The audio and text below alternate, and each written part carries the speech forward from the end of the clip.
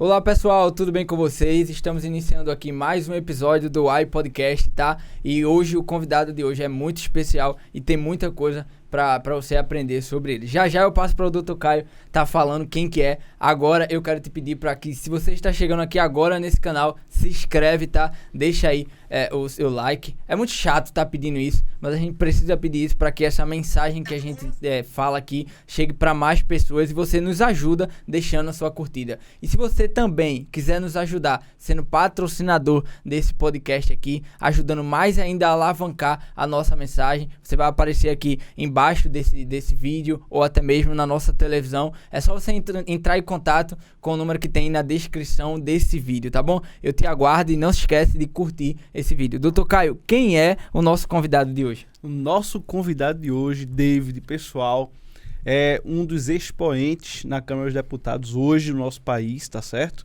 É um dos representantes da bancada evangélica, ele vai trazer algumas informações sobre isso também. Mas o pastor Eurico, né, representa não só a família do nosso país, mas também os valores mais importantes, não só para os evangélicos, mas para toda a sociedade. Hoje ele vai explicar, inclusive, temas voltados para isso. Tem alguns assuntos polêmicos que nós vamos abordar, assuntos que foram trazidos aí pela mídia nacional, essa liberdade de imprensa, como vamos desenvolver essa matéria hoje. Mas a primeira pergunta, né? Porque o nosso pastor Eurico é considerado aí o capelão dos parlamentares, né? Pastor Eurico, queria que o senhor explicasse. O senhor representa a bancada evangélica mesmo? Como é que funciona? Meu querido doutor Caio, amigo David, amigo Victor, que ninguém vê, né? Exato. Está lá por trás. Aproveitar para dar o nosso abraço aos senhores e agradecer da oportunidade de estar aqui nesse iPodcast. Dizer que é um presente podermos estarmos juntos, junto a pessoas que se preocupam com o bem da sociedade e levar às pessoas informações importantíssimas com isonomia, ou seja, defendendo sempre o lado correto, mas sem fazer aquelas brigas que às vezes acontecem em nome de só um lado. Na questão da imprensa ou nos meios de comunicações, bom é quando a gente trabalha com todos, até porque, com certeza, da maneira que vocês entrevistam aqui, entrevistam outros, e isso é importante para a sociedade fazer a sua análise. Concernente já a sua primeira colocação sobre capelania ou capelão evangélico, é bem verdade que nós não temos em Brasília uma bancada evangélica. Deixa eu explicar. Você diz, mas eu conheço tantos evangélicos. Não. Quando se trata de bancada, na linguagem bem correta e jurídica, claro, né, legislativa, a bancada ela é partidária, do partido A, B ou C. Eu sou hoje da bancada do PL, porém, a Frente Parlamentar Evangélica, as pessoas chamam de bancada evangélica, que no caso é a Frente Parlamentar Evangélica, tal qual tem frente da agricultura, frente da saúde, e N frentes no Congresso Nacional. A bancada, os evangélicos têm a Frente Parlamentar Evangélica, e essa frente ela tem alguém na responsabilidade espiritual, que é o capelão. E eu fui eleito para isso aí já tem um bocado de tempo, tá? É um mandato anual, mas desde o segundo ano que ela estive, isso já há 10 anos atrás, todos os anos, claro, terminou o ano, você coloca o cargo à disposição, porque eu defendo que outros participem, mas sempre fica aquela guerra lá, e não, vai ficar o pastor Eurico, sempre foi unanimidade. Eu agradeço até os companheiros da Frente Parlamentar Evangélica essa consideração.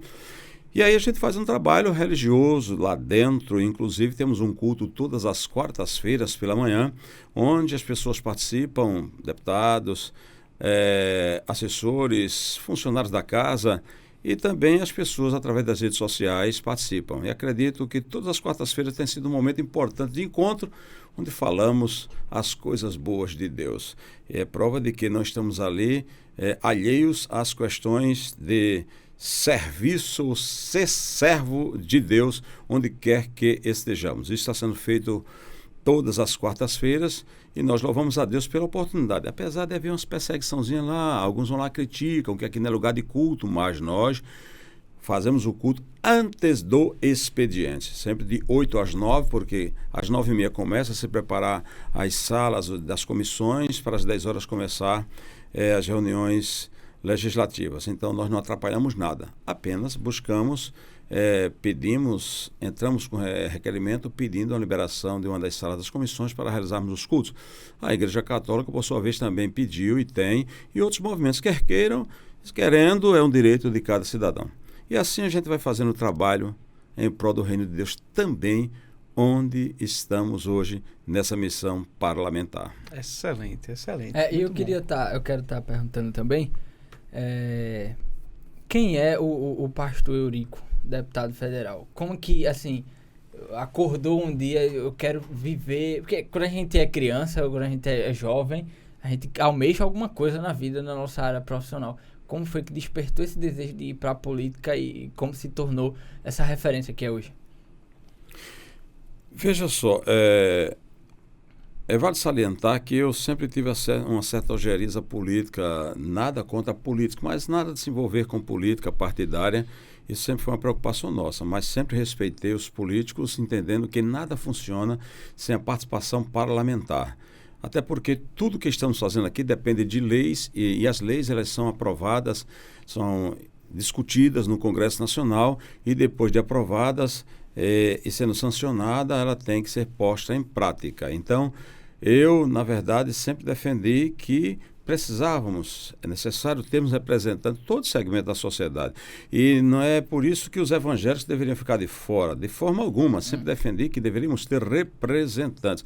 Mas nunca eu particularmente, quis ser esse representante. Quando a instituição religiosa que eu faço parte resolveu acordar para essa realidade, até porque havia uma grande preocupação. Qual a preocupação que se via? É que as instituições religiosas, elas sempre tiveram algumas dificuldades em alguns setores públicos. E o que acontecia?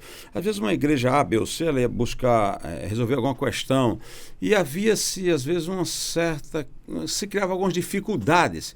Na linguagem popular, criavam dificuldades para vender facilidades. E algumas coisas diziam, olha, fale com o parlamentar, vereador, deputado fulano, que ele resolve. E a igreja teve que chegar nesse ponto. Quando ia com o parlamentar, as portas se abriam. Quando não, ficava-se a desejar. Então, com o representante lá dentro, fica mais fácil de levar a mensagem. Daí foi que a instituição acordou para que pudesse ter seu representante.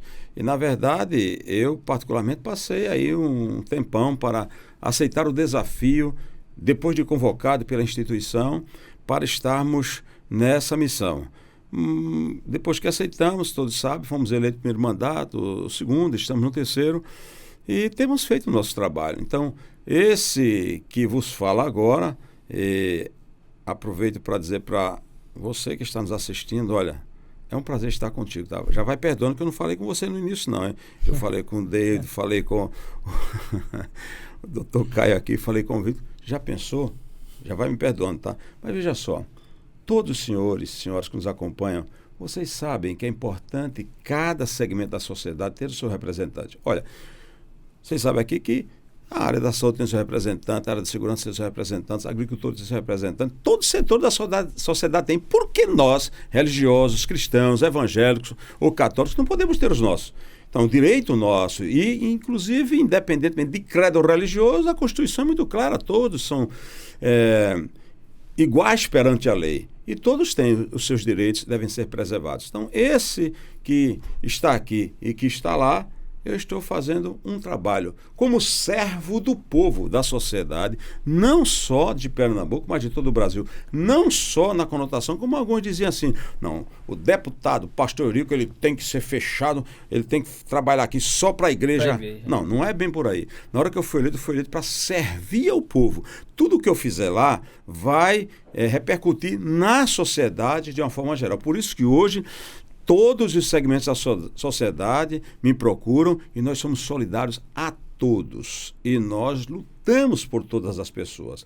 Então, esse deputado está a serviço do povo e é comprovado. Quem acompanha o nosso trabalho sabe que estamos atuando em todas as camadas da sociedade, inclusive pensando no estado de Pernambuco, nós estamos atuando em todos os municípios, até com ações já comprovadas. Inclusive tem aqui o encarte, o único deputado que enviou recursos para todas as cidades de Pernambuco e as mais diversas entidades. Vou mostrar aqui para a câmera, tá vendo? Então, assim, e dentro aqui fala os valores, né? Isso aqui é a importância da transparência. Todos os municípios do estado política. estão aí. Se procurar, aí vai ver. Todas as cidades têm a ação. Fora ainda algumas instituições como o TRE, Polícia Militar, Exército, Marinha Aeronáutica, também... Até a Associação de Imprensa já fizemos algumas ações lá. Esse encarte é uma prova que não é um defensor apenas da igreja. Concretiza bem o que o senhor falou. Não nasci na política só para defender ideias ou abrir acesso para a igreja, mas sim para servir o povo em geral. Todo o povo, seja religioso ou não, está aqui para servir como um deputado federal. Exatamente, até porque na condição de deputado, tanto as instituições religiosas hoje como outras instituições nos procuram e às vezes depende de alguma ação de nossa parte em qualquer local ou qualquer instituição que seja governamental ou privada, bom, não importa, a gente pede lá como parlamentar audiência e vamos lá conversar e tentar ver como intermediarmos essas situações em favor da sociedade. Isso é muito importante, né? E algo que o senhor falou aí me chama a atenção, porque me faz lembrar algum posicionamento filosófico, né? No sentido de que nós só seguimos uma pessoa quando ela consegue demonstrar firmeza em seus princípios e valores, né?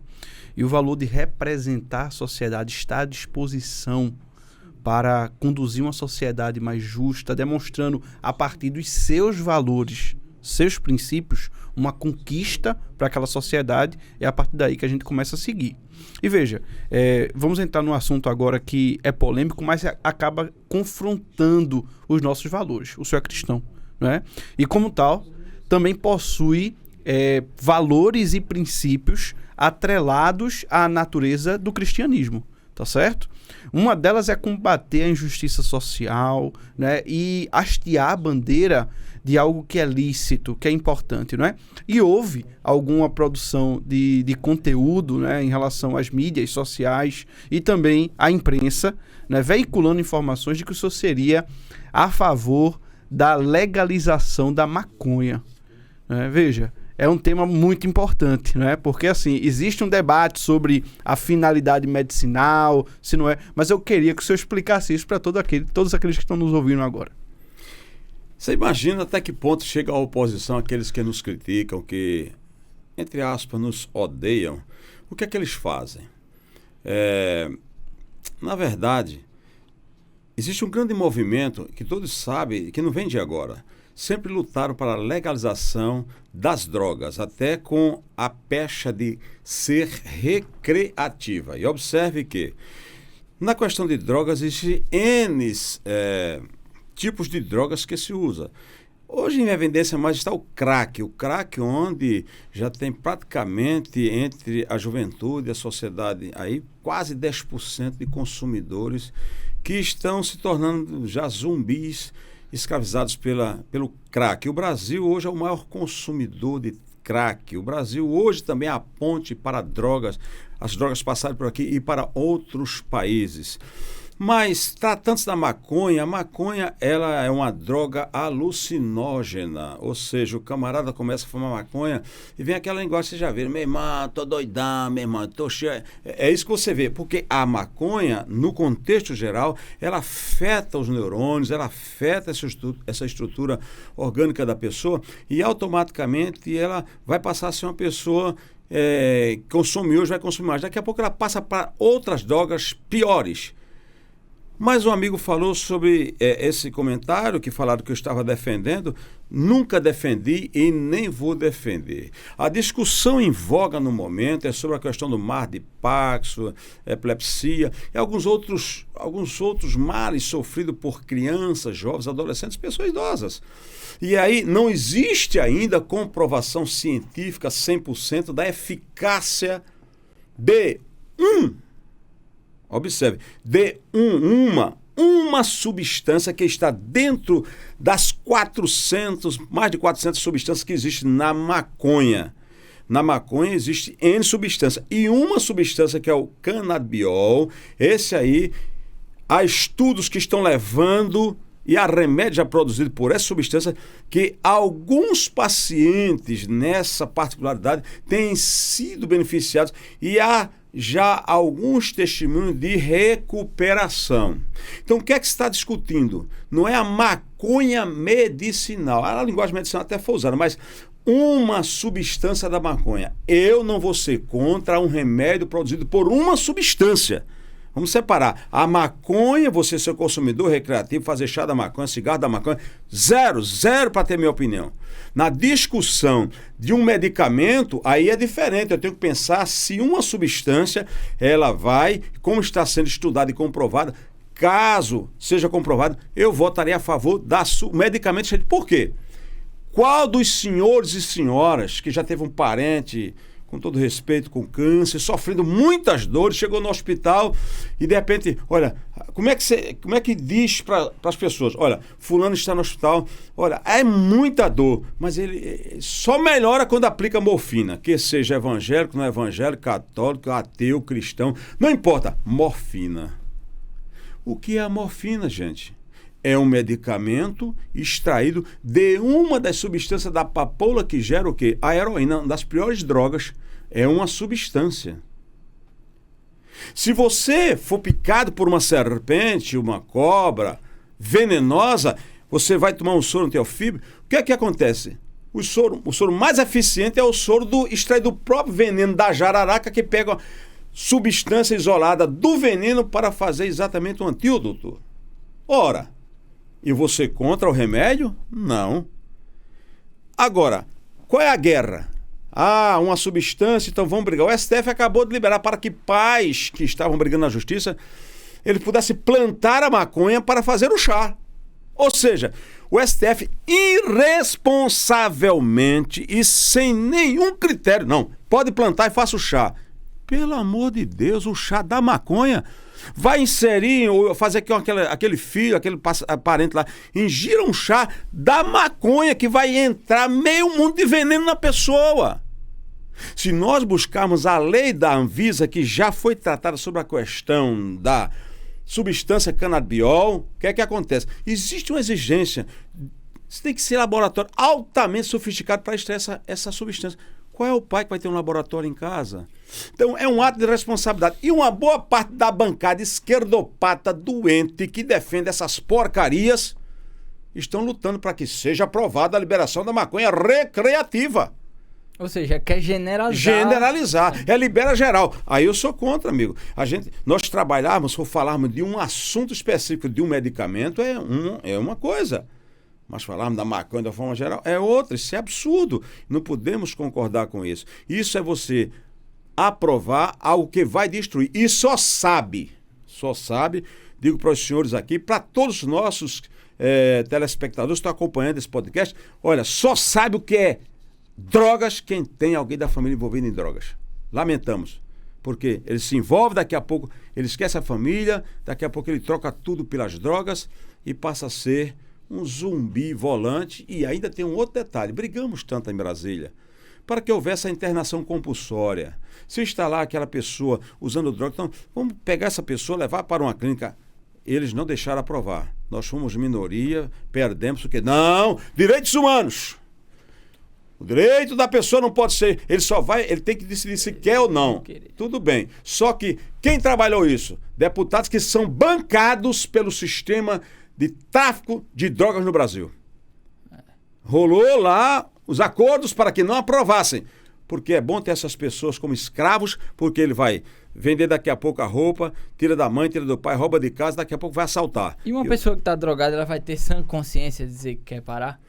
Esse aqui é o problema. Mas, lamentavelmente, esquece que a responsabilidade do Estado é para com todos que compõem esse Estado. Algumas pessoas também se posicionam, como eu já vi, em relação à maconha em si, que a gente acabaria diminuindo um pouco com a violência. Eu acho um posicionamento um tanto burro, eu acho que não diminuiria. Mas assim, se existe muita prisão de traficantes, existem muitas operações de traficantes, então a partir do momento que eu regularizo isso, era como se eu fosse diminuir esse lado do crime. O que é que você acha sobre isso? Olha, interessante é o seguinte, aqui as pessoas, eles falam uso essa linguagem, mas há um detalhe. Toda pessoa que consome drogas, lícita ou ilícita, o que é lícita? O tabaco, o fumo, o cigarro, o álcool, a bebida. Observe uma pessoa que ela toma cerveja, daqui a pouco tomou muito, vai embebedar. E se eu tomar um uísquezinho lá, quando ele está com o organismo cheio, ele começa a variar. Aí ele, daqui a pouco, vai estar com a ideia de que é o mais macho, é o machão de todos, é o brabo, é tudo. Quantas violências acontecem com a pessoa embriagada? Ódio, né? Isso com a droga lícita. Por que droga lícita? Não, porque é comprovado que você pode controlar, e então... Bom, hoje 20% dos consumidores de drogas, eles começaram... 20% das pessoas que estão envolvidas com droga lícita no Brasil, que é praticamente 20% da população. De forma grave, média ou moderada, mas está lá usando as drogas lícitas. Mas começa na lícita e boa parte depois entra na ilícita. Por que lícita? Porque eles deduziram nos seus estudos que isso aqui não faz tanto mal. Por que ilícita? Porque isso aqui é comprovado cientificamente que faz mal. Aí entra em contraste. Agora querem legalizar a maconha. Então veja, isso é uma situação que a gente tem que parar e com moderação analisar. Eu não sou contra ao benefício de ninguém, mas eu não vou ser a favor de algo que vai destruir o ser humano.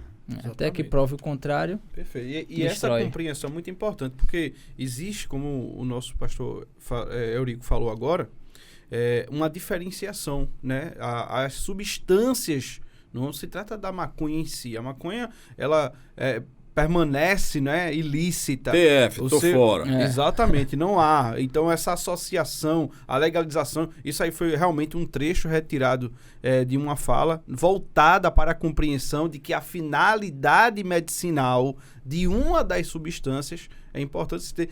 Veja como é importante você ter a educação nesse sentido, né? A compreensão, a elucidação desse tema. A indústria farmacêutica, até mesmo a comunidade médica, eu estou dizendo porque eu sou advogado desde 2014, no início da carreira, advoguei muito para reclamante, e tinha uma cliente minha que ela é representante de farmácia. Ela conhecia as substâncias vendidas. E ela teve um problema sério na coluna, fez uma cirurgia, certo? E as dores que ela passou a ter se tornaram crônicas, ou seja, ela nunca mais melhoraria daquelas dores, né? E ela morava em Belo Horizonte, ela saía, vinha para cá, para o Nordeste, para poder comprar maconha aqui, né? E mandar para um farmacêutico que fazia uma substância para que ela pudesse tomar, ou seja, ela não chegava a fumar, né? A cannabis, mas ela utilizava um tratamento específico e pagava muito caro por isso. Os medicamentos que hoje já existem no mercado no Brasil, não tem que buscar fora e realmente é caro. Mas nós defendemos, inclusive, já em outras discussões, que como o número das pessoas com enfermidades nessa natureza, que o governo também possa aportar ou importar os medicamentos para essas pessoas. Tem um subsídio para isso. Exatamente, tem um subsídio para essas famílias. E é isso que a gente defendemos a princípio, enquanto não se tem isso aí. Agora, liberar geral, gente, por favor, isso aí é destruir as famílias. Exatamente, perfeito. E esse ponto da liberdade que a gente tocou agora, em relação ao que David falou, né? Existe aí um contraponto, tá certo? Fazer a internação compulsória de um usuário de drogas não é possível porque o STF realmente entende que isso seria violar o direito fundamental à liberdade, né? Mas nós vivemos um momento delicado em nosso país, onde há um choque muito grande de direitos fundamentais. A gente não pode fazer a internação compulsória de uma pessoa que está preso, né, escravizado pelas drogas, mas defendendo a liberdade deste, mas eu posso tolher a liberdade de alguém que se posiciona contra um determinado tribunal, né? Veja, o que eu quero dizer é o seguinte: até que ponto hoje nós estamos chegando na flexibilização de direitos fundamentais, sobretudo da liberdade? Eu vou citar um caso específico para a gente exemplificar, tirar um pouco da abstração, certo? O caso aí do deputado Daniel Silveira, deputado, né? É isso mesmo. Daniel Silveira, O senhor acredita que existe um limite para a liberdade? Eu sei que o senhor foi um dos únicos deputados do Nordeste que votou a favor dele, né? E como é que o senhor enxerga essa situação em relação à liberdade que ele teria em contraponto ao do STF? Veja só, é bom nós vermos o que a lei preceitua, os direitos que as pessoas têm. Então é muito fácil falar de liberdade de expressão, que inclusive a gente tem que conviver com os abusos que acontecem de todo lado. Nesta questão de liberdade de expressão, ficou proibido proibir. É o que estava acontecendo. Não é direito de você falar o que quer, dizer o que quer, inclusive afrontar princípios e valores de segmento da sociedade. Até que a coisa chegou no STF. Não chegou por caminhos jurídicos, mas por reações da alta cúpula do judiciário concernente a procedimentos de cidadão ou cidadãos. O que acontece? Nós temos o poder executivo, o legislativo e judiciário. Constitucionamento que diz, a Constituição que vive harmonicamente entre si. E hoje a população sabe que não existe essa harmonia. Não existe, até porque cada macaco no seu galho, que é um ditado popular, mas cada instituição dessa, ou segmento desse, ele tem que ter o seu papel. Executivo é executivo, legislativo, legislativo, judiciário, judiciário. Cada um na sua instância. Inclusive, temos que entender que constitucionalmente não existe essa interferência. O judiciário tem que fazer o seu papel de judiciário, quando convocado, necessário, ele interpreta a lei e aplica a lei. É diferente de eu, como um ministro, agir sozinho. Tomar uma decisão monocrática, ferindo os princípios constitucionais e direitos adquiridos. Por exemplo, o caso citado pelo amigo Dr. Caio, o caso Daniel Silveira. Olha, eu não concordo com as palavras proferidas da forma que foram pelo Daniel Silveira. Mas isto não me diz que eu tenho que ser contra a Constituição por causa do que ele falou. Afinal de contas, ele foi eleito pelo povo, ele tem uma prerrogativa importantíssima que o protege. Lamentavelmente, nessa hora foi ignorado. O ministro tomou uma decisão pessoal, inclusive manda prender um deputado. Qual era o caminho constitucional? Corretíssimo. Se o juiz, o Supremo Tribunal, o ministro do Supremo Tribunal, se ele se sente ferido pelas palavras proferidas pelo parlamentar, que tem imunidade parlamentar, tem o fórum para que ele seja atendido, claro, todo caso vai para o STF. Mas qual o caminho do agora sentido ministro?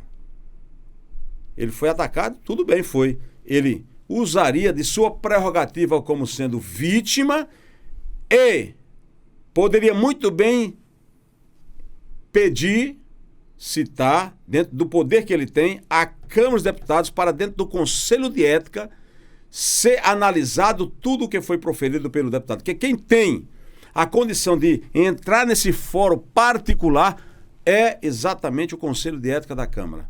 Se o Conselho julga procedente, exatamente lá, eu não vou chamar de denúncia, mas o pedido do ministro, que seria o caminho certo, aí sim, ele seria passivo de pena, poderia até perder o mandato e cairia na mão do STF. Exato. Porém, o que é que acontece? O ministro vai e toma uma decisão monocrática, manda prender e agora a Câmara vai julgar. Foi uma estratégia. Estratégia de quem? Do ministro. É para intimidar? Quem é Daniel Silveira? Primeiro, militar, que é odiado, os militares são odiados. Atenção, militares. Ninguém dessa esquerda, dessa oposição, que seja esquerda radical, socialista, não toleram militares. São contra os militares. E essa ação em cima de Daniel era um recado para os militares, até porque o governo federal atual, todos sabem, que está pondo ordem no Brasil e boa parte das pessoas que estão em cargo de responsabilidade são militares. Por isso que dizem que o presidente Bolsonaro militarizou o nosso Brasil. Ou seja, o governo do Brasil. Mas são eles que estão dando segurança. Existe a prerrogativa dos militares na garantia da lei e da ordem, que é isso aí é ponto pacífico, claro, dentro da Constituição, para os militares. Mas nada impede que militares como cidadãos também participem de governo. Ele não vai militarizar, ele vai estar lá como cidadão. Então vem um recado aqui nessa ação para militares e para os parlamentares de qualquer instância. Aliás, para qualquer líder. Observe bem, você que é líder. Se é político ou não, se é líder de qualquer instituição, principalmente a religiosa. Cuidado, porque estão de olho em cima dos púlpitos do que se prega. E daqui a pouco, se você falar alguma coisa que desagrada STF ou os que defendem esse movimento aí, você vai ser preso, meu irmão. Se um parlamentar que tem prerrogativas constitucionais, que o protege, aconteceu o que aconteceu, imagina com o senhor ou com a senhora. Então, gente, eu não votei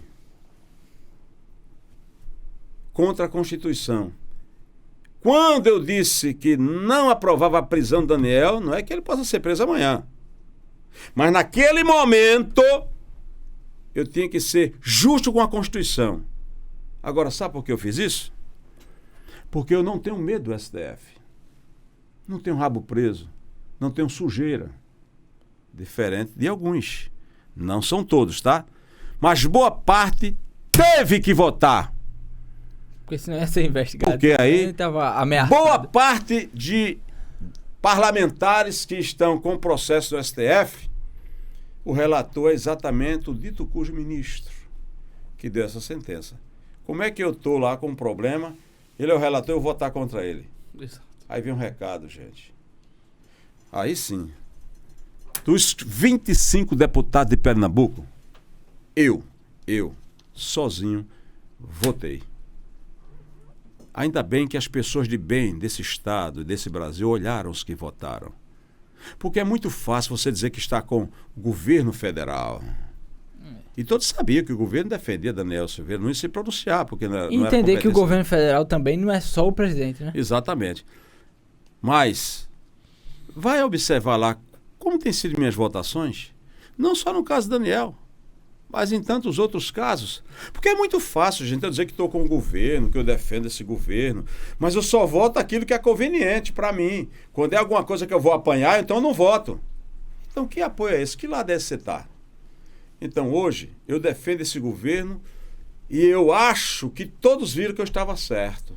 Até porque agora, quando vem essa sentença para prender, aí vem o indulto. Exato. O perdão, que é competência do presidente da República. E aí sim, esse ponto do direito presidencial nunca foi visto, né? Foi pela primeira vez. Então o STF está em parafuso.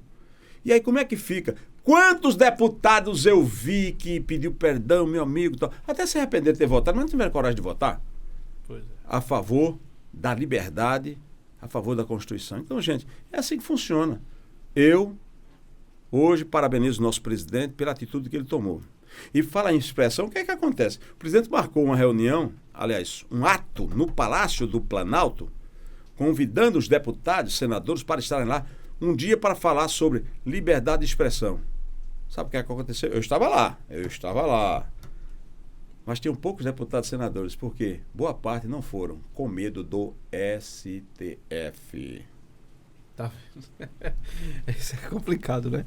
Mas ainda bem, isso foi muito importante até para consolidar o seu posicionamento com o voto, tá certo? Mas o senhor falou algo aí que é muito tênue, né? Acho que o interesse os interesses, quando estão em jogo, eles acabam desaguando na minha escolha pessoal. E acaba tendo um desvio de caráter, né? Às vezes não é nem o que eu quero fazer, mas o que eu sou obrigado a fazer porque eu preciso eu vou precisar de um favor do interesse dele, que é ligado ao meu interesse lá na frente. Não só para aquele assunto, mas no assunto lá na frente. Eu vou dar um exemplo, né?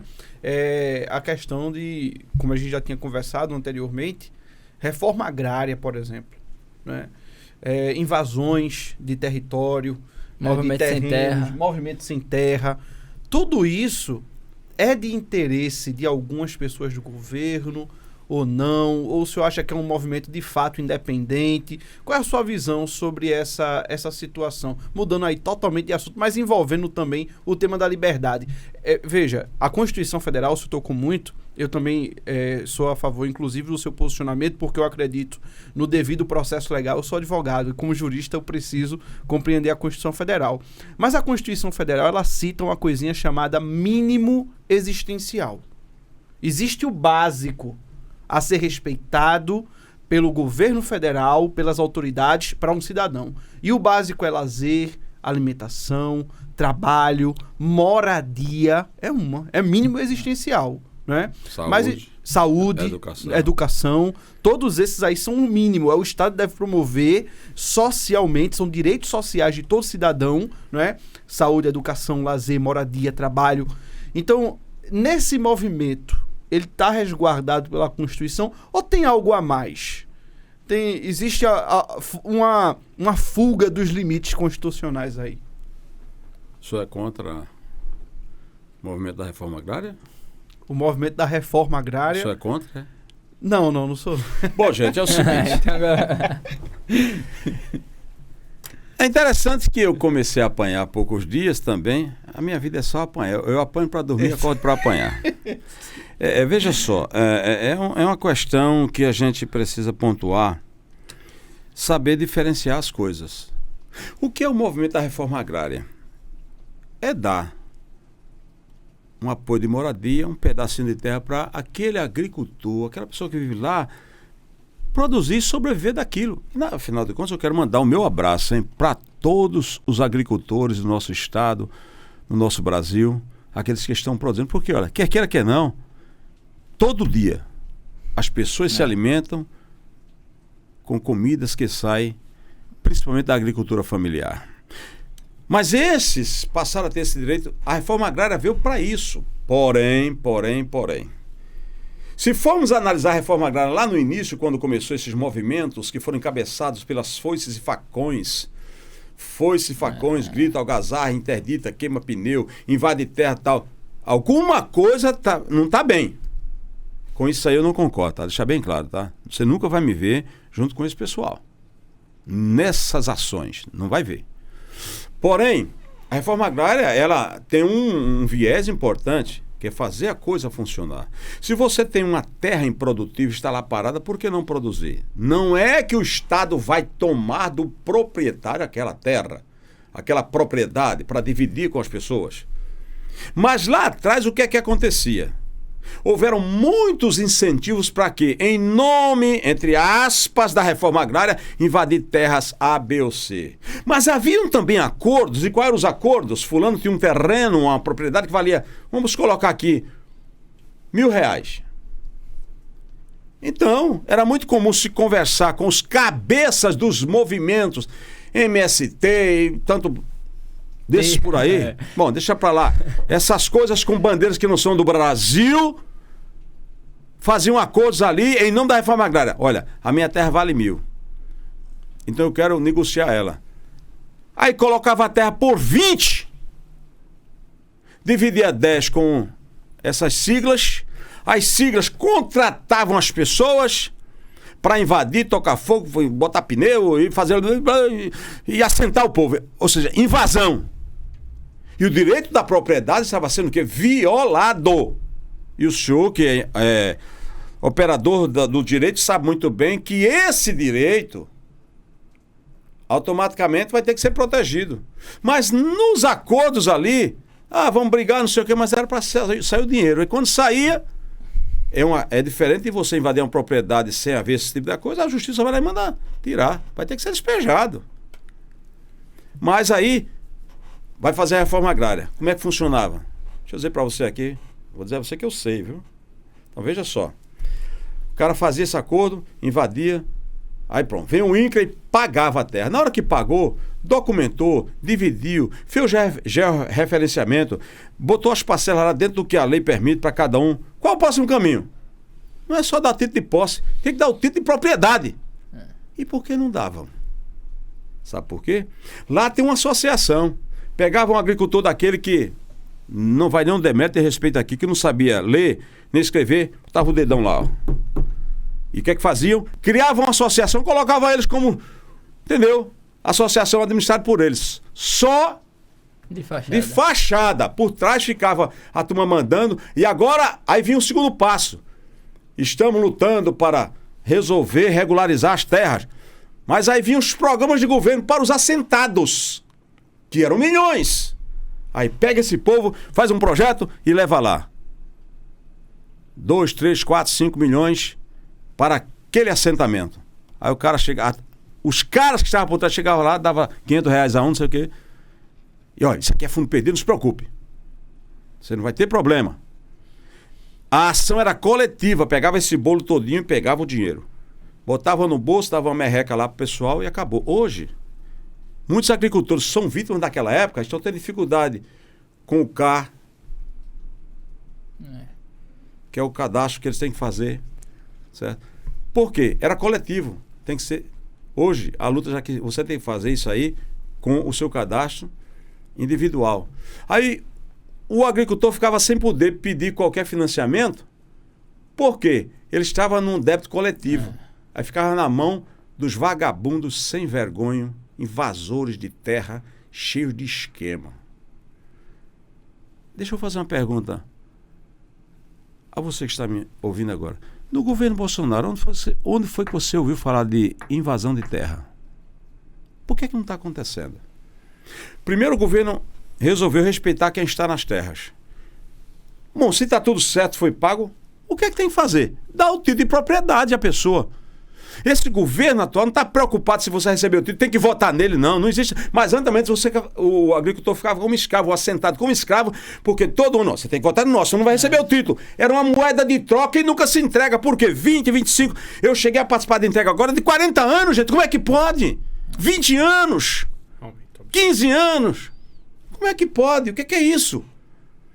No governo Bolsonaro agora, a partir de abril, mais de 360 mil títulos foram entregues. Se somar do governo Fernando Henrique até Temer, pode somar que não dá nem 25% do que foi feito.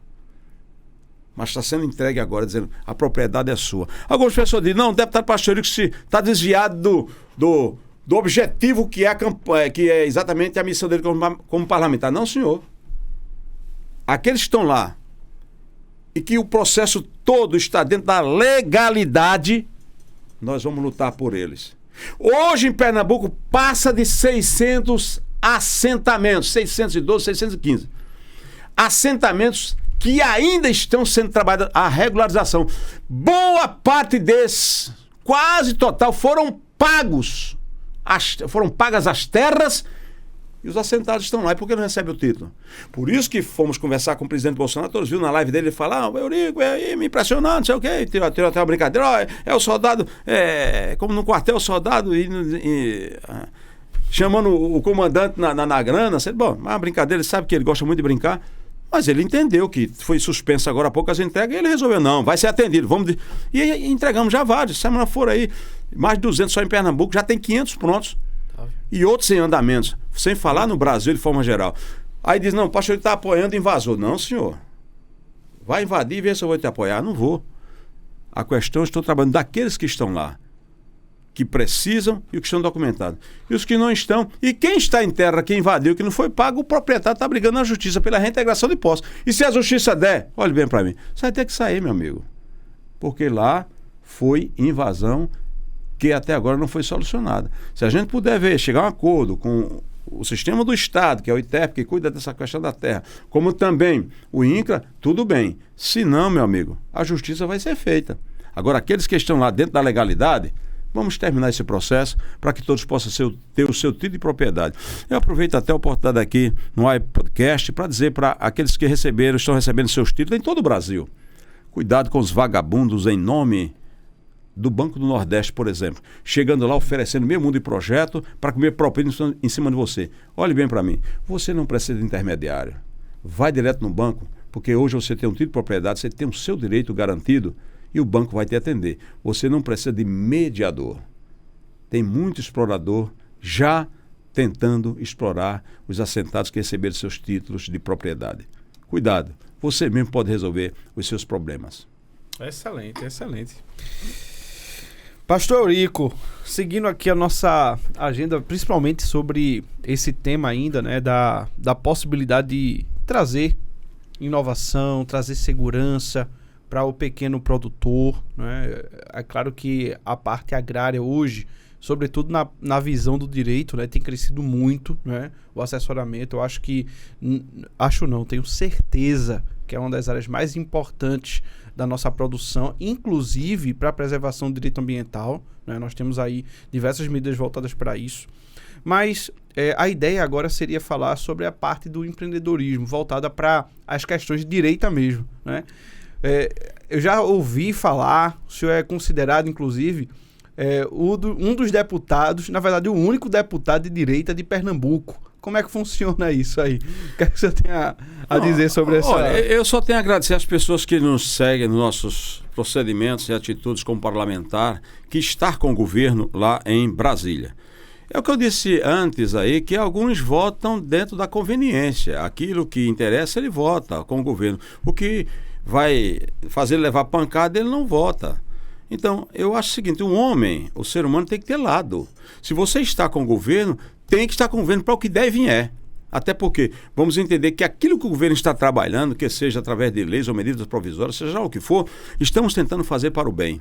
Porque tem coisas que você não entende agora, mas vai entender depois. Até um princípio bíblico, quando Jesus diz para os discípulos, né, o que eu faço agora, você não entende. Vai entender depois. Então, depois é que traz os resultados. Observe que a oposição, ela quer tudo hoje. Mas por que eles não fizeram quando estavam no poder?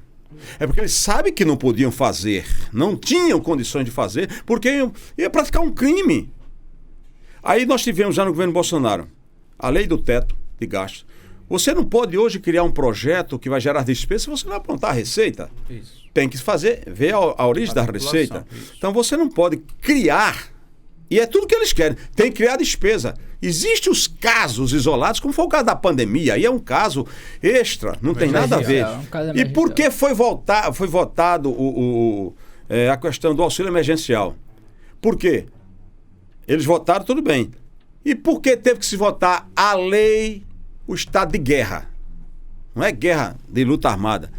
É porque a mesma prerrogativa, estado de guerra, é quando o governo pode tomar atitudes para cumprir uma determinação que foi aprovada. Como é que o governo iria pagar o auxílio emergencial se lá atrás ele teve um orçamento para A, B, C, D? Bom, ele teve esse orçamento numa linha. E agora, como é que ele vai pagar? Então, quando se votou o estado de guerra, que permite o presidente, no exercício do seu poder, mexer em setores do Estado, mexer que eu falo financeiramente, você tirar recursos que está para A, B e C e agora aplicar para pagamento isso aí. Então vai sacrificar algumas partes. Por isso que teve que fazer isso. Aí meteram o pau, tá tirando dinheiro da educação, não sei o quê. Bom, mas se o presidente fosse fazer isso sem ter esse respaldo, o que iria acontecer? Ele cairia num crime, que era o da pedelada que fez com que o impeachment pegasse a presidente Dilma. É verdade. Não é que a presidente ela roubou, não. Ela transferiu o dinheiro do setor A para o B. E não podia. Eu não vou aqui ser, gente, irresponsável. Não. A presidente... Atenção, petista, olha para mim. Agora você vai admirar o que eu estou dizendo. Eu não vou dizer que a presidente Dilma roubou. Ela não foi impeachmentada por roubo, não. Ela pegou o dinheiro de um setor para pagar outro. Agora, o colegiado da sua bandeira partidária... Aí eu dispenso comentário. Você já sabe o que é que aconteceu e está provado aí, muitos deles estão presos. Então, veja só, nesse caso o presidente não pedala. tirou dinheiro daquele para pagar esses auxílios. Aí, na hora que é para votar, é bem do povo. Aí eu vou criar uma situação para não tirar dinheiro. Não, a lei tem que ser geral. Ele pode mexer onde ele quiser. Onde quiser, onde tiver, né? Nem quiser, porque a vez que aí não tem dinheiro naquele setor. Então, é assim que funciona. Por isso que eu digo, é difícil você estar do lado do governo, porque tem hora que tem medidas que são um pouco dolorosas. E aí você apanha porque a oposição joga você lá na lama, entendeu? Mas nós estamos juntos lutando pelo Brasil. A política também em si é um tanto complexa. Ou possa parecer um tanto complexa, ao ponto de que as pessoas elas nem param para estudar ou avaliar alguma proposta de algum candidato, seja um deputado, como o próprio pastor Eurico, seja um governador, coisa que a gente vai ter esse ano aí que votar, um presidente. Não para, é só ver o que a mídia fala em si e não para estar analisando isso. Porque existem vários eleitores que, com toda certeza, nunca pode ter parado para pensar nas coisas que o senhor falou aqui, uma reforma agrária da vida. Ele quer saber se tá ajudando a gente ou não tá ajudando a gente. E assim, essa conversa daqui da gente, ela acaba sendo enriquecedora porque e o intuito da gente é gerar um despertamento nessas pessoas para pararem e olharem para a política no intuito de estudar. Eu não apenas vou votar no pastor Eurico, eu vou estudar o que o pastor Eurico está fazendo, em que ele está votando. Eu não vou apenas votar em um governador para o estado de Pernambuco. Eu vou visualizar o que esse governador está fazendo, o que foi que ele fez, da onde que ele veio. Então assim, esse despertamento, e principalmente para as religiões, onde se você colocar para pesquisar no Google hoje, você colocar população do Brasil cristã, salvo engano, mais de 70% da população brasileira é cristã. Então, ou seja, por ser cristã, independente da religião, tem uma responsabilidade com o país. Pelo menos eu acredito que tenha, né? Uma responsabilidade com o país. Então, essa responsabilidade acaba tornando a gente muito forte. Porque se a gente é mais de 70% da população brasileira cristã, então a gente é forte para daí estar colocando governantes e aí estar colocando deputados, vereadores nos seus devidos poderes, a fim de que? De defender valores da família. Que aí é onde eu quero aqui, tá agora questionando o senhor. Como que é a sua posição em questão dos valores da família? Porque assim, existem várias brigas, tá? E por que eu comecei falando de que cada um tem que estudar os seus eleitores? Porque a gente precisa entender o que defende. Eu nunca na minha vida que eu seria um esquerdista. Porque um dia eu parei para ler o que defende a esquerda, o que defende o comunismo, o que defende o socialismo. Então, quando eu parei para ler, eu vi que o que eles defendem não condizem com meus princípios. Então, eu não vou votar num cara porque ele simpatiza comigo, porque ele é simpatizante nas redes sociais. Eu vou votar porque ele tem que, ele tem que simpatizar com o meu princípio, não com a minha beleza ou com besteira. Aí, o que é que eu quero estar dizendo aqui agora? A gente tá vivendo num mundo onde existem muitos ataques a nossas religiões. Quando eu falo nossas religiões, é as religiões do Brasil em si. Existem muitos ataques às famílias, principalmente. E ainda muito mais que as famílias, as crianças. Parece que a esquerda em si, parece que esse bando em si visualizou que o seguinte: existe muita gente de direita falando. Então, os adultos eles estão meio que despertando. Vamos fazer o seguinte: vamos pegar a semente, que é as crianças, e aí quer implantar muita coisa nas escolas, nas mentes das crianças, e aí vem muita coisa voltada à ideologia de gênero, a abortar. É criança de 13 anos engravidando, é criança de 13 anos aí na rua se drogando. Então, como que é o posicionamento do pastor Eurico dentro da Câmara em relação a esse quesito da família e essa blindagem que a gente precisa ter dentro da família? Porque eu defendo que, se eu tenho meu filho, a educação dele, por mais que seja dever do Estado, ela é direito e muito mais dever meu. E eu que tenho que estar ali, tenho mais obrigação e mais liberdade de estar educando meu filho, porque eu vou condizer o princípio dele ao meu. Quando ele tiver uma sanidade, quando ele tiver maior de 18 anos, aí ele escolhe se ele quer seguir ou não. Mas enquanto ele tiver sob minha responsabilidade, eu defendo que a educação dele é de particularidade minha. Veja só... Foi grande a pergunta, né? Veja só, nós temos tido veementes embates concernentes essa particularidade. Os movimentos, eles lutaram para chegar ao poder, muita gente sonhou, o movimento de esquerda, muita gente sonhou esperando ser uma coisa bem diferenciada. Até que no princípio do governo, lá atrás, do primeiro que foi eleito nessa condição, eles começaram a fazer alguma coisa, mas depois, se são contra o capitalismo, meteram o pau, foram os maiores capitalistas. Tem familiares deles aí que estão altamente ricos aí, até porque o dinheiro foi mais importante. Então, é exatamente a hipocrisia do discurso, é o que é que acontece. Agora, como o amigo disse, hoje, até com as redes sociais, a evolução tem um crescimento. Você chega em qualquer lugar hoje, está lá o pessoal com a internet. Eu estava dentro dos matos agora, andei 1 hora para chegar no lugar e cheguei lá, eu pude usar o celular. Não é que pegava, mas o pessoal tinha lá uma antenazinha de Wi-Fi, deputado quer pegar aqui e tal. Então, veja só.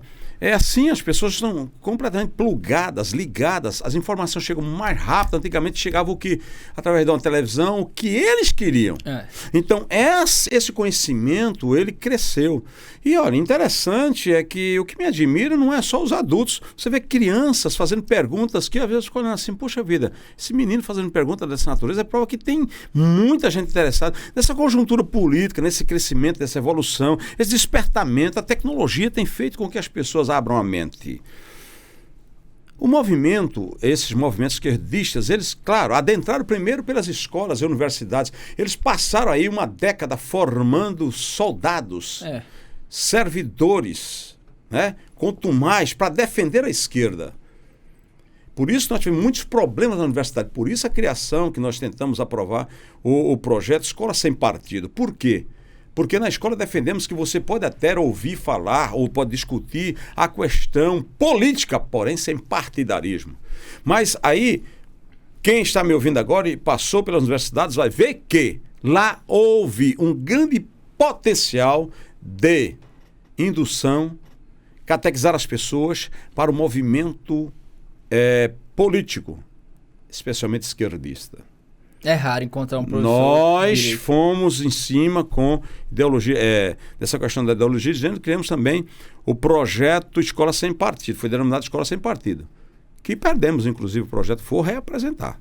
Agora, o que é que acontece? Lamentamos porque ele diz que não tem envolvimento político. É quando você vai para a UNE, por exemplo, atenção, UNE. Quem sempre ganhou aqui a presença da UNE foram pessoas de ideologia do PCdoB, sempre o PCdoB que ganha, gente. Então, sempre esquerdista. Então, depois, não, os partidos não têm interferência. Claro que tem. Claro que tem. Por que nas nossas audiências públicas lá que tivemos dessa questão da escola sem partido, iam lá os representantes dos universitários e todos com bandeiras esquerdistas, verdadeiros esquerdopatas. Aí, gente, mas eles viram que essa população, como o David colocou, uma população mais adulta, ela começou a despertar. Por que é que começaram agora a atuar junto às crianças nas escolas? Por que eles são contra a homeschooling, a escola onde os pais podem ensinar seus filhos em casa ou contratar professor para ensinar os princípios básicos da educação? E nisso, sem casa, ele prepara o filho para colocar ele dentro de uma escola já com a mente formada para o bem. Por que eles querem, estão obrigando, são contra o homeschooling? Por que eles são contra? Porque eles querem colocar as crianças para tentar fazer a cabeça das crianças, porque se você investe na criança, você está investindo numa geração. É isso que eles querem. Por isso que teve um alto crescimento de escolas integrais. Vai passar o dia todinho com o menino na escola. Esse aqui tem seu lado positivo, mas tem seu lado negativo. Então não tem que socializar as crianças. E o homeschooling, por exemplo, é de socializar. Não. É criar na criança um caráter diferente dentro do contexto Estado, família, religião. Isso os pais podem introduzir. Lamentamos que eles são contra tudo isso. Mas nós estamos lutando em favor das nossas crianças. Gente, o que existe hoje defendido por esse pessoal, eles defendem pedofilia. Aí, doutor Caio, o que é hoje um estupro vulnerável? É um relacionamento forçado com uma adolescente de 14 anos abaixo. Por que eles querem reduzir o estupro vulnerável para 12? Ou seja, de 12 a 14 cai 2 anos, ou seja, é a alegação da pedofilia. Aí você vê um instrumentalizado pelo cão, Satanás, diabo, acho que aquele cara sai do inferno, aquele antropólogo lá da Bahia, que defende o quê? O amor. E diz que o amor, para amar, não existe idade. A criança pode amar e ser amada. Um desgraçado desse defendendo pedofilia. Aí vem outros deputados que vêm defender amor. Um sem vergonha lá, sem caráter. Um deputado gritou comigo, você não sabe o que é amor? Você quer transformar das crianças seguidores de sua religião. Não! Eu nunca discuti aborto, drogas, pedofilia, essas pragas todas. Eu nunca discuti usando religião. Vamos no campo das ideias para ver se eles têm. Não são filósofos, vão todos estudar. Vocês foram formados por uma banca de professores irresponsáveis. E é interessante que uma criança de 13, 14 anos, ela pode amar. Mas uma criança de 13, 14 anos não pode decidir se aborta ou não. Aí é que tá. Aí vem exatamente a pressão. Então nós tivemos casos e casos aí acontecendo. Agora, doutor, eu queria que o senhor me explicasse uma coisa. Eu vou me colocar no lugar da dúvida agora. Por que é que os defensores do aborto, por exemplo, que querem fazer na cabeça das crianças que qualquer pessoa pode abortar, preparando uma geração. Tem uns que defendem aí que se a esposa tiver relacionamento com o marido ou engravidar, porque ela não queria ter o relacionamento, então está sendo ferido o princípio do direito da mulher, então pode abortar. E os miseráveis, assassinos, esses aí, espírito herodiano de exterminação das crianças, o que é que eles fazem? Defende que até o 9 meses, se não nasceu, não é gente, não, é qualquer coisa. Gente, é princípio da família do valor. Nós estamos num país cristão. E a vida, ela existe desde a fecundação. Já é vida. Aí, doutor, eu volto a pergunta pro senhor. Por que é que se um bandido desse aí, assassino miserável, por que se ele matar uma mulher grávida, gestante, ele responde por duplo homicídio? Exatamente. Então devia ser só um homicídio. Matou a mulher, a criança não conta. Veja o contrassenso. É absurdo. As ideias não se sustentam. Então veja, a conta o não que bate. eles defendem do outro lado é complicado. Então veja. Então na hora que é o assassinato, tem uma vida. Na hora que autoriza a mãe a assassinar... Gente, nós temos as prerrogativas gerais dentro da nossa Constituição. Olha, anencefalia, estupro, né? Então, é aquela história. Já existe lá um amparo legal para se fazer o aborto. Eu não concordo. A mulher gestante falar comigo, eu fui estuprada, eu vou fazer tudo para ter um menino. Esse caso foi citado da menina, a criança. E por que ninguém falou do estuprador? Porque, na verdade, existem fontes que não foi de fato um estupro, né? Ou é o próprio namorado dela que tinha 15 anos. É outro menino que convive com ela. Já viviam maritalmente, gente. E ninguém falou nisso. Pois é.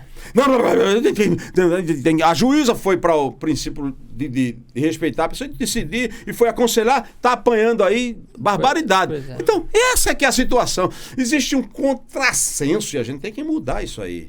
Nós não podemos aceitar que a sociedade seja feita massa de mandobra, gente. Por favor. Vida é vida desde a fecundação. Eu não concordo. A presidente Dilma sancionou lá a lei... Teve uma lei que ela sancionou lá que permitia a mulher praticar o aborto, certo? Em caso de doença, tal, praticar. Aí aprovou. Aí eu entrei com um projeto de decreto legislativo para tentar invalidar. Aí o que acontece? Você está contra a presidente? Não, é que eu defendo vida, meu amigo. Então, essa é a nossa posição. Lamentavelmente, nós temos que conviver com essa situação diariamente.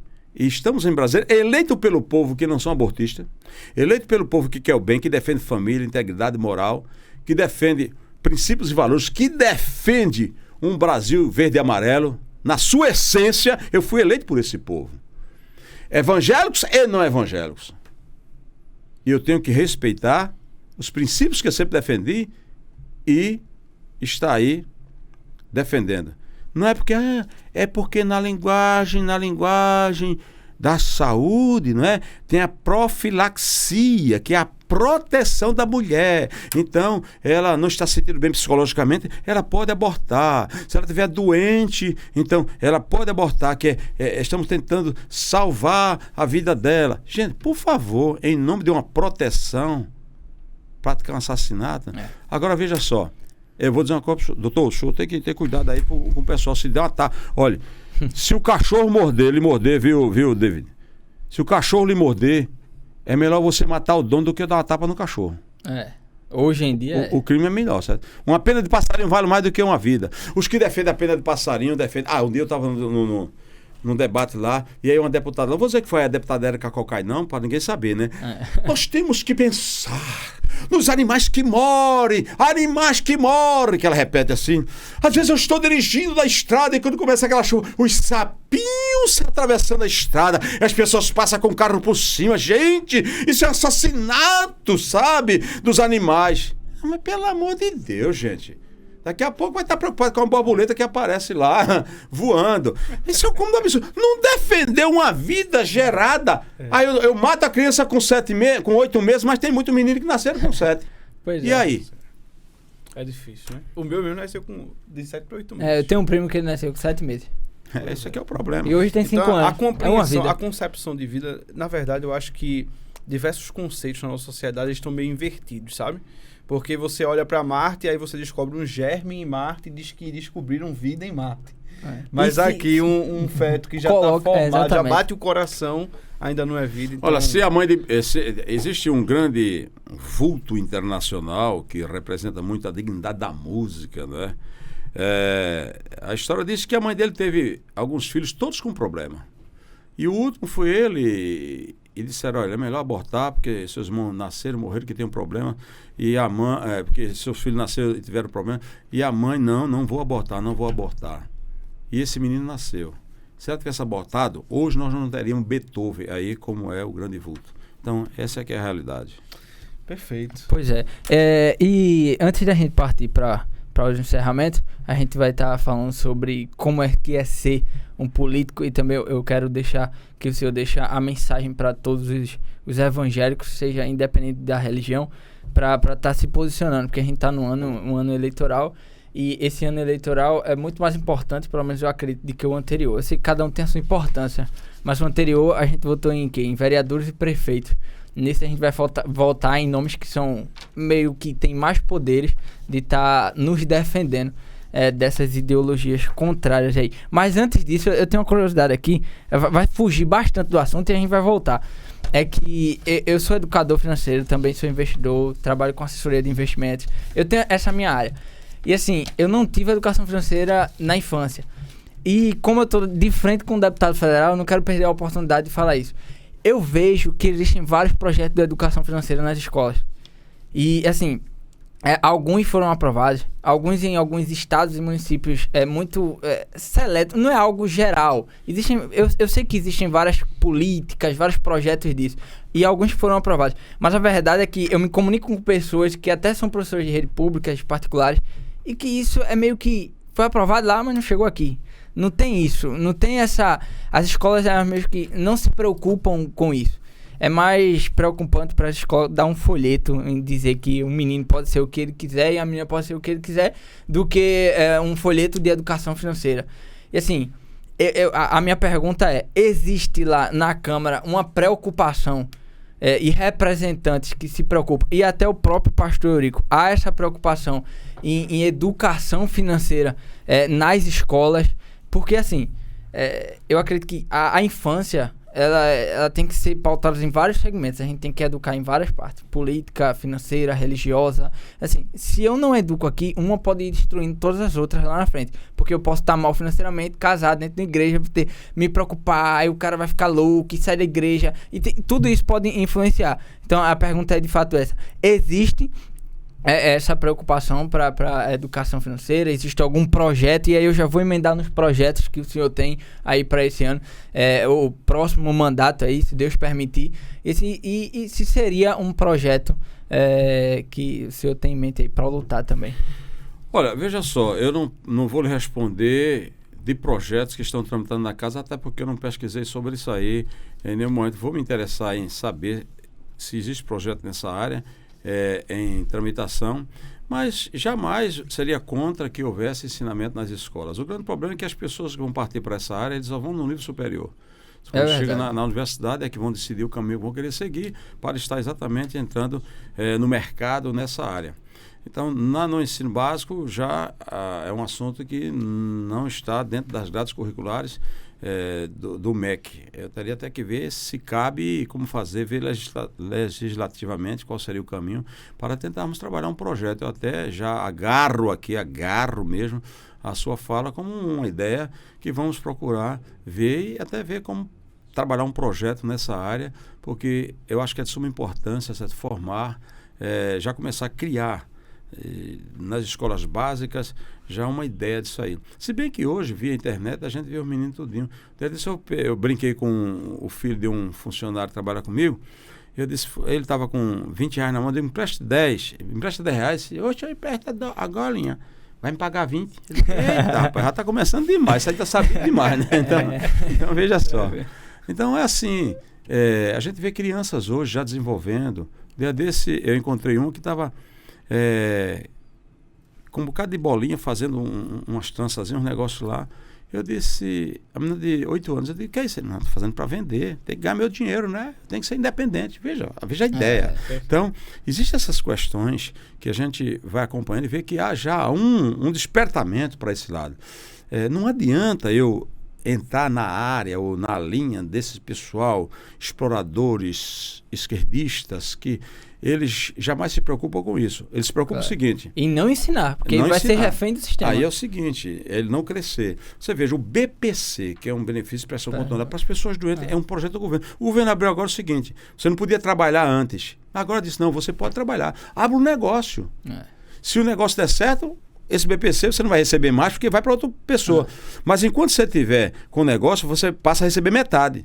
Se amanhã o negócio der errado, você volta a receber integral. E se der certo, parabéns para você. Você vai estar fazendo seu negócio, andando e vai prosseguir, né? Outra pessoa vai ser beneficiada. Então, esse governo que aí está se preocupa com isso. Até a desburocratização de vários setores, de cadastro, de registro, de tantas outras coisas. O governo está preocupado. O governo está preocupado com os empresários, certo? Porque quem gera emprego são os empresários. Nada contra o trabalhador, mas tentar facilitar, abrir o diálogo. Se você tem uma questão na justiça, chega lá. A primeira pergunta que o juiz faz, uma justiça trabalhista, é a possibilidade de acordo. Então, na hora de você estar com uma demanda judicializada, uma ação trabalhista, o juiz pergunta, a possibilidade de acordo? Mas quando você quer fazer um acordo com um funcionário e trabalhar horas a menos, não podia. Agora pode. Está tendo direito do trabalhador. Então, são essas coisas, gente. A gente tem que pensar que é possível acordo. Se o acordo é o melhor remédio e o acordo bem feito, ele traz benefícios para ambas as partes. Então, esse princípio que dá direito às duas partes de igualdade, e se você acordou, concordou, por que não? Então, assim, eu acho que a questão hoje de investimento é muito importante, claro, mas também existe N lados que precisa se pensar nessa questão de você ter investimentos e despesas, saber como controlar isso aí, isso é muito importante. É verdade. E falando de finanças pessoais, tá? E de casa, e agora a gente vai criar uma conexão terrível com quem tá nos assistindo agora. Quando a gente fala de finanças pessoais, a gente lembra de despesas pessoais. Lembrando de despesas pessoais, a gente lembra do gás de cozinha. E aí tem um projeto que é sobre a venda do gás de cozinha fracionado. Se eu tenho alguma coisa a falar sobre isso... Veja só, analisando hoje o custo do gás, porque quando falamos de gás fracionado, estou sendo pressionado. E já tem gente querendo comprar o projeto para ele não ser aprovado, tá? Então, fica tranquilo que dinheiro não me compra, eu perco no plenário. Então, hoje já fui procurado por vários segmentos da sociedade que defendem o gás fracionado. Já existiram outros projetos que foram derrubados porque a máfia é grande do gás no Brasil. Tem muita gente ganhando. São 4 empresas que dominam o mercado e acabou. Hoje nós temos cerca de quase 20 milhões de pessoas que estão com dificuldade de ter o gás, certo? Porque não pode. Ele tem que comprar aquele botijão que, inclusive, pai, meu senhor, o que eu vou dizer agora, né? Você já pegou o bujão e balançou, ele faz um chacoalhadinho, ou ele tem água ou tem areia dentro, tá? Segunda coisa, aquele restinho que fica hoje representa quase 1 bilhão. Olhe bem, eu estou falando 1 bilhão de volta para as empresas. É com ela que elas pagam as propinas, tá? Eu não recebo não, tá? Pagam propina. Aquele restinho de gás, você compra 13, né, quilos, mas você usa 12, dependendo da situação. Por que é que antigamente você via a pessoa colocar um foguinho embaixo do... Não estou mandando ninguém colocar não, pode ser... Mas colocar embaixo é para o gás, porque se você está com gás, ele congela. Então, essa é a situação. Então, sempre fica um resquício. Esse resquício hoje está levantado já, comprovado, o valor grande que é. Quando você vai para o gás fracionado, eu procurei estudar, vendo outros países, Europa e tantos outros. O vizinho aqui, Venezuela. Se bem que o da Venezuela eu achei importante, mas em termos de tecnologia e segurança, temos outras situações. Ele é muito mais seguro. Já vem para cima. Vai acontecer explosão. Não. O equipamento está lá, você vai ter dispositivo eletrônico, controle, você vai ter tudo. É como você vai no carro abastecer, você bota quanto quer. É um direito seu, quanto pode. Você sai com o seu carro aqui, você vai fazer uma viagem que resolve com R$30 e você não tem. Se não tiver os 30, não vai. Mas você tem 50, mas eu preciso de 20 para outra coisa. Então vai botar os 30, gente. Então você vai lá, não te coloca o quê? Eles não querem. Nós não somos contra que essas empresas que hoje fazem parte do monopólio do gás, que eles também entram no mercado fracionado. Agora, o que não podemos é aceitar que o consumidor ele tem o seu direito impedido. E um detalhe, já temos aí comprovado, certo? Feitos os estudos, o gás iria se baratear em 50%, ou seja, hoje o que você gasta 120, gastaria 60. Você multiplica isso pela população nacional. Ah, não existe gás fracionado? Existe. Já existe hoje. Como é que são abastecidos os hotéis? Como é que são abastecidos os hospitais? É o gás fracionado. Mas por que só com as grandes empresas? E até condomínios também, né? Mas que tem gás invasado. Por quê? Porque ele não quer chegar... Ele quer que a população lá, a periferia, compre o gás, que é lucro para eles. Então existe aí o lobby das transportadoras. Sabe quantas toneladas um caminhão está carregando? Quebrando asfalto, inclusive. Então veja só. Quanto custa isso no meio do transporte? Ah, não. Aí o senhor está contra o transporte, está contra as empresas de transporte? Não estou contra ninguém. Todo mundo vai ser beneficiado. Não existe benefício para a população que não sacrifique alguém. O problema é que ninguém quer sacrificar. Todo mundo quer a solução do país, mas não quer participar dessa construção da solução. Estamos defendendo e vamos até o fim. Posso até perder, mas vamos até o fim. Show de bola. Vamos encaminhando aí para o final. Como um deputado e pastor evangélico, qual a mensagem aí que o senhor deixaria para todos que estão nos assistindo e são evangélicos, são da igreja? Veja só, nós começamos, não faz nem um minuto que a gente começou, já está terminando, tá vendo aí? Conversa boa, no instante passa. Porque se deixar a gente vai eu tenho certeza que todos estão sendo aí beneficiados por esse podcast. Eu quero agradecer a você que está conosco e dizer o seguinte: no livro de Provérbios, no capítulo 11, no livro bíblico, capítulo 11, o verso 11, diz que pela bênção do justo a cidade é exaltada. Em Provérbios 29:2, diz que quando o justo governa o povo, a cidade se alegra. O que a gente precisa é de justiça nesse país. Governantes que tenham um senso de justiça. Que não sejam só aqueles que pensam em se locompletar, negociar, falcatruar, desviar recursos públicos e fazer tantas barbáries contra as pessoas. Nós precisamos pensar dessa forma. Aí vai um alerta para você, meu irmão, meu amigo, senhor, a senhora, independentemente do teu grau intelectual, da tua capacidade financeira. Uma sugestão: não vá na urna e diga, eu vou votar em branco, não voto em ninguém. Vou lá, pego minha senha. Ou então, não vou votar. Bom, votar é um direito e até um dever e obrigação constitucional. Mas se você não vota, você paga uma multazinha lá, besteira, tudo bem. Mas escuta, na hora que você anula o seu voto ou não vota, você está votando muito mais do que aqueles que votaram. Eu não votei, você sim votou. Porque quando você não vota, você reduz o coeficiente eleitoral. E aí o que é que acontece? Pessoas que talvez não fossem dignas de estar ali representando o povo nas esferas, quer seja municipal, estadual ou federal, nas governanças, elas podem estar chegando ao poder. E o mal no poder vai gerar mal. O mal no poder vai gerar problemas, destruições, e a gente precisa mudar esse contexto. Então, meu amigo, minha amiga, não fique em casa. Vá votar. Escolha em quem votar. Pense, analise. Se é um candidato de mandato, veja o que é que ele tem feito. Se é alguém que está tentando entrar na política, veja o que ele tem feito sem ser político. E veja o que é que ele quer. Até porque todo mundo é salvador da pátria nessa hora. eu tive o desprazer de chegar no Congresso Nacional e ver tantas pessoas, parlamentares ali, que prometeram mundos e fundos. Os discursos mirabolantes, e as pessoas choravam até em ouvir aquele parlamentar ou aquele pré-candidato ou candidato, votaram nele e o elegeram. Mas quando chegam lá no Congresso Nacional, eles caem na tentação dos 4 anos. O que é 4 anos?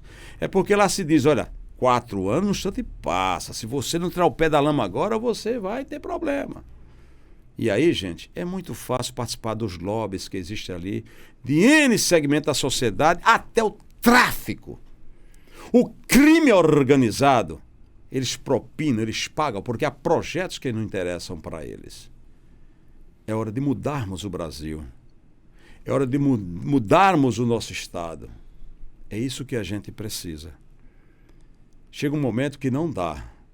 Aqueles que estão governando sobre nós, se eles não produzem o tanto quanto deveria produzir, eles precisam repensar para que foram eleitos.